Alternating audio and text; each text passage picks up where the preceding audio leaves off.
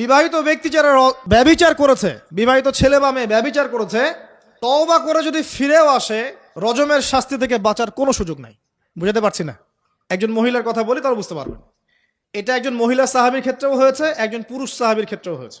আচ্ছা, পুরুষ সাহাবীর কথা বাদ দিয়ে মহিলা সাহাবীর কথাটা বলি। মহিলা সাহাবী এসেছেন, এসে নবীজিকে বলছেন, ইয়া রাসূলুল্লাহ তাহিরনি, আমাকে পবিত্র করুন, আমি একটা অন্যায় করেছি, আমি বিশাল একটা অন্যায় করেছি। নবী সাল্লাল্লাহু আলাইহি ওয়াসাল্লাম বলছে, কি করেছো তুমি? তখন সে বলছে, আমি জিনা করেছি।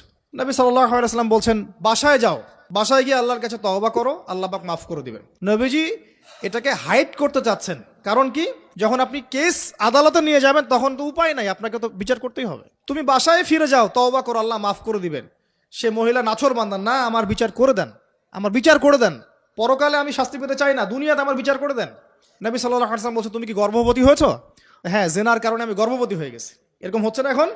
আর যে অ্যাবর্শন করছে না, ওই যে ক্লিনিকে গিয়ে, এটাও ট্রেন্ড হয়ে গেছে। হইল, সমস্যা কোথায়? কি এমন হয়েছে? আমার কি কেরিয়ার নষ্ট হয়ে গেছে? ফ্যামিনিস্ট নোংরা মেয়ে কোথাকার। তারপরে এই মেয়ে বলছে, হ্যাঁ আমি গর্ভবতী হয়েছি ইয়া রাসূলুল্লাহ। নবী সাল্লাল্লাহু আলাইহি ওয়াসাল্লাম বলছেন, বাসায় ফিরে যাও, সন্তান যখন খালাস হবে তারপরে এসে বিচার করে দিব। 9 থেকে 10 মাস সে এই সন্তানকে গর্ভে ধরলো। ধরার পরে সন্তান যখন খালাস হয়ে গেল, সে নবীর কাছে এসে সন্তান কোলে নিয়ে, নবজাতক, ইয়া রাসূলুল্লাহ সাল্লাল্লাহু আলাইহি ওয়াসাল্লাম দরুদ পড়বেন, আমাকে পবিত্র করে দিন, আমার সন্তান হয়ে গেছে এখন। নবী সাল্লাল্লাহু আলাইহি ওয়াসাল্লাম বলছেন, সন্তান কি দুধ খাচ্ছে? হ্যাঁ, দুধ খাচ্ছে। তাহলে তুমি তাকে দুধ পান করাও। কত বছর দুধ পান করাতে হয়? 2 বছর। 2 বছর দুধ পান করাও, দুধ পান করা শেষ হবে, তারপরে এসে তোমার বিচার করে দিব।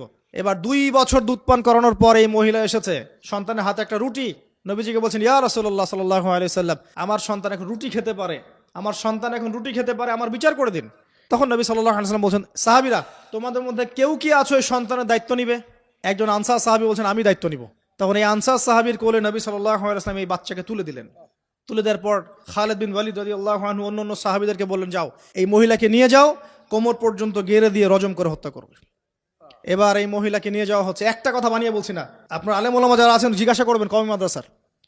এই মহিলাকে নিয়ে যাওয়া হচ্ছে, মহিলাকে পাথর নিক্ষেপ করা হচ্ছে। পাথর নিক্ষেপ করার মধ্যে খালিদ বিন ওয়ালিদ রাদিয়াল্লাহু আনহুর পাথরও ছিল। খালিদ বিন ওয়ালিদ রাদিয়াল্লাহু আনহু নাম শুনেছেন না?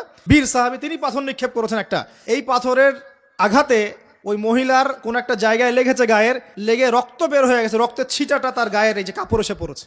কাপড় এসে পড়ার সাথে সাথে খালিদ বিন ওয়ালিদ রাদিয়াল্লাহু আনহু বলছেন, ছি ছি ছি ছি ছি, আমার গায়ের মধ্যে এরকম নোংরা ব্যভিচারী মহিলার একটা রক্ত পড়লো কিভাবে? এরকম একটা তাচ্ছিল্যের কথা বলেছেন। তখন নবী সাল্লাল্লাহু আলাইহি ওয়াসাল্লাম বলছেন, হে খালিদ তুমি থামো, হে খালিদ তুমি চুপ করো। তুমি জানো এই মহিলা এই 2 বছরে 3 বছরে এত তওবা করেছে আল্লাহর কাছে, এই সমস্ত তওবা যদি মদিনাবাসীর মধ্যে বন্টন করে দেওয়া হয় তবুও কম হয়ে যাবে। আর আমি এখন দেখছি এই মহিলা জান্নাতে সাঁতার কাটছে। আমি বুঝাতে পারছি না আপনাকে, প্রিয় বোন, প্রিয় ভাই, যারা বিবাহিত হয়ে ব্যভিচার করছেন, জিনা করছেন, তিনি তওবা করেছিলেন, তওবা করেছেন, আল্লাহ পাক মাফও করে দিয়েছেন, জান্নাতে চলে গেছেন, কিন্তু পৃথিবীতে তার শাস্তি কায়েম করা হয়েছে। বিবাহিত ব্যক্তি ব্যভিচার করে ফেললে তার পৃথিবীতে বেঁচে থাকার অধিকার সে হারিয়ে ফেলে। আর এই পাপটাকে আমাদের সমাজে এত সহজ বানিয়ে দেওয়া হয়েছে, যে যার সাথে ইচ্ছা পরকীয়া করতে পারে। মেয়েও করছে, ভাবিও করছে, শালিও করে, দুলাভাইও করে, সবাই আমরা পরকীয়া করতে যাচ্ছি। পরকীয়ার সয়লাভ বন্ধ করতে হবে, পরিবারে পর্দা কায়েম করতে হবে, অপসংস্কৃতি ঠেকিয়ে দেন, এগুলা চ্যানেলগুলো বন্ধ করে ফেলেন বাসা থেকে। ইসলামিক সমাজ কায়েম না করতে পারলে আমাদের মা বোনরা সব নষ্ট হয়ে যাবে দিন দিন। আর পরিবারের ইজ্জত যখন চলে যায়, কোনো কিছুর বিনিময়টাকে ফিরে পাওয়া যাবে না।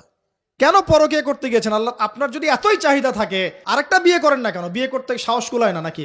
বিয়ে করলে যে স্ত্রীকে নিয়ে সূর্যের আলোতে ঘুরতে হয়, ওই জন্য ইঁদুরের মতো রাতের বেলা অন্ধকারে আপনি থাকতে চান, সিংহের মতো সকালবেলা সূর্যালোকে স্নান করতে পারেন না। কথা বুঝতে পারেন নাই? বিয়ে করলে স্ত্রীকে নিয়ে পুরুষের মতো, সুপুরুষের মতো সূর্যের আলোকে আপনি হাঁটবেন রাস্তায়, কাউকে ভয় করবেন?